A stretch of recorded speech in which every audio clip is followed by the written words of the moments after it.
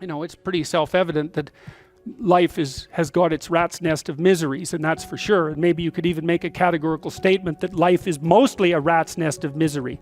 And you can make a pretty powerful argument for that. But then there's a counter question, which is, well, what if you tried not to make it any more miserable than it had to be, right? Then what would it be like?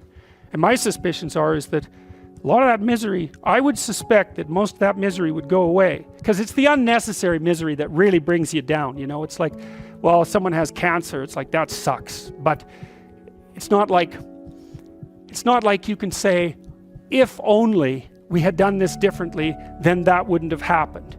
But when someone's out like torturing you in a malevolent way, or maybe you're doing the same, you can always ask yourself, well, is this really necessary? Is this just like a useless add-on to the miseries of life? That's what disheartens people.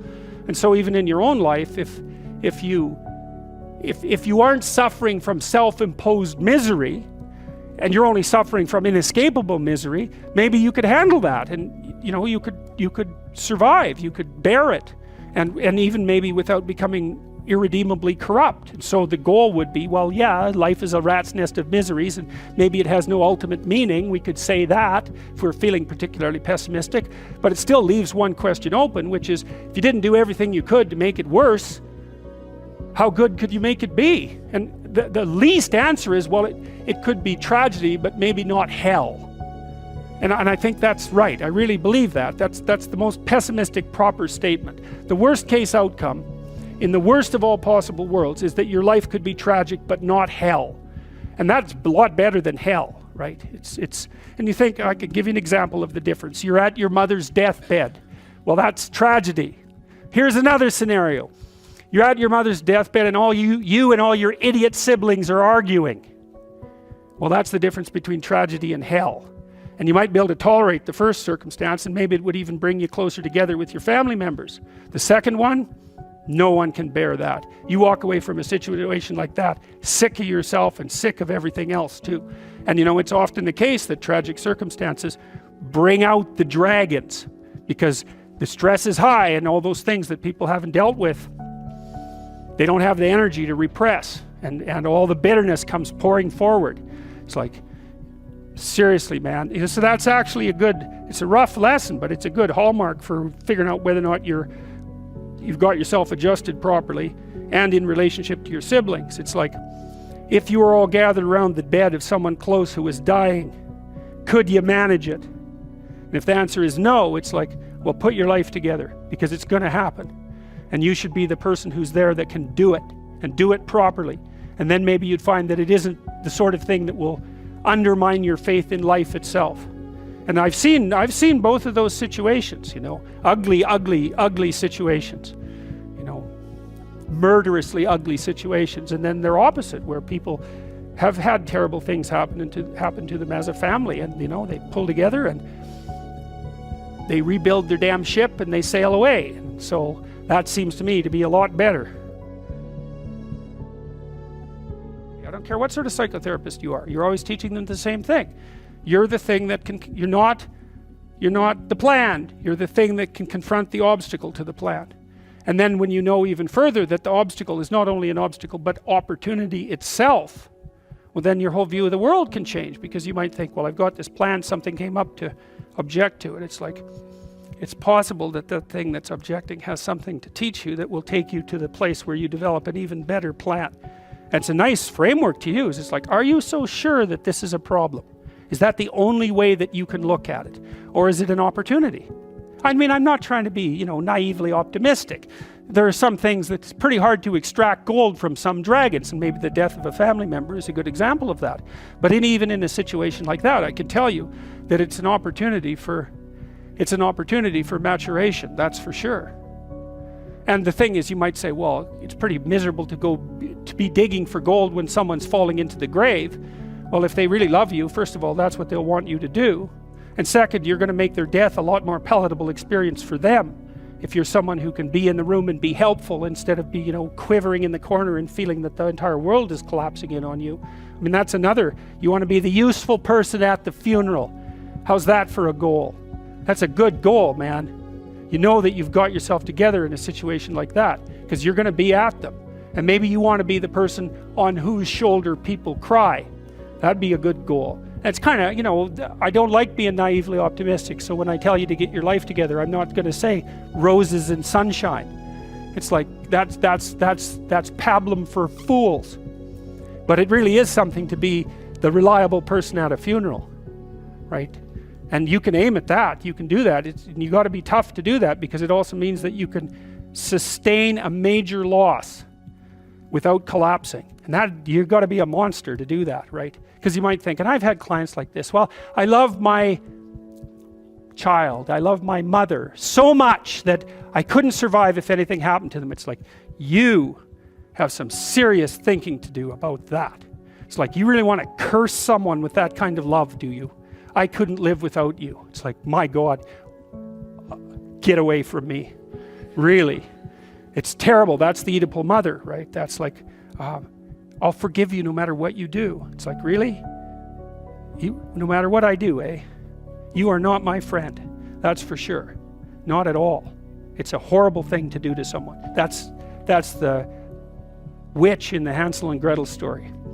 All gingerbread and outside to the lost kid. Inside, you feed them candy and make them fat and eat them. Right, that's Hansel and Gretel. That's the Oedipal mother. That's one of Freud's major discoveries. It's a major discovery. It's like the devouring force of love. You want the person to be able to stand on their own, and the price you pay for that is that you stand on your own. It's like, good to have you around. I'm glad you're here. But if tragedy, if and when tragedy strikes either of us, I hope that one of us is standing when it blows past. And that there's a harshness about that that's unbelievably cruel, because, you know, you say, well, if my mother died, I could live.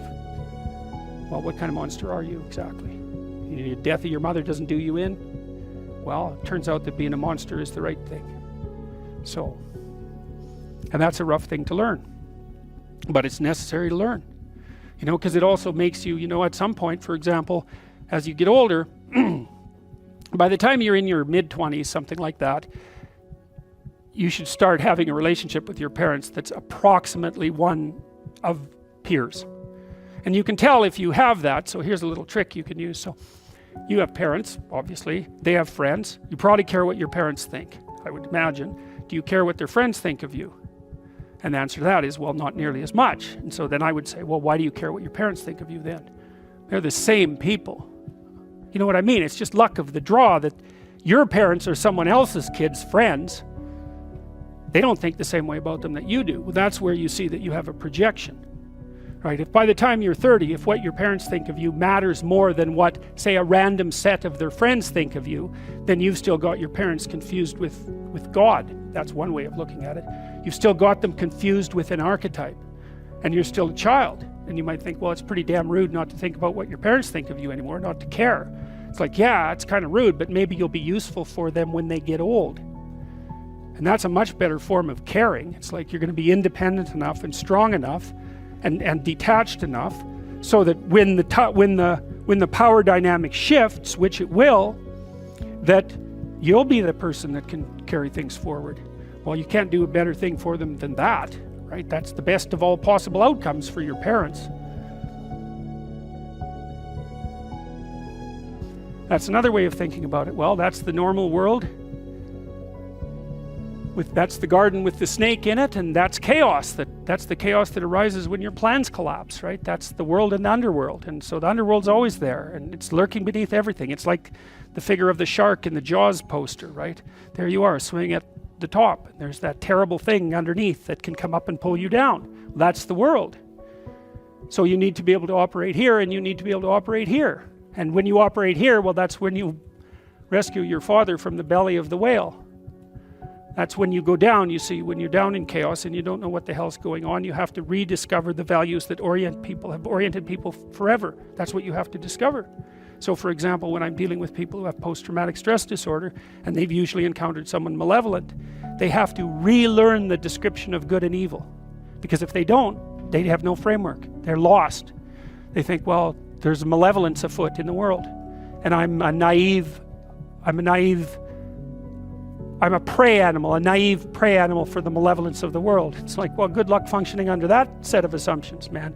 You just do not recover from that. You stay at home in your burrow. That's what you do. Well, you have to. You go down into that, you think, okay, well, malevolence is afoot. I better be the sort of person that can understand it and deal with it. And that's another reason why you have to transform yourself into a monster. That's the Jungian incorporation of the shadow. It's no bloody joke. Because the only thing that a monster won't mess with is another monster. And you might say, well, I don't want to transform myself into a monster. It's like, you don't have a choice.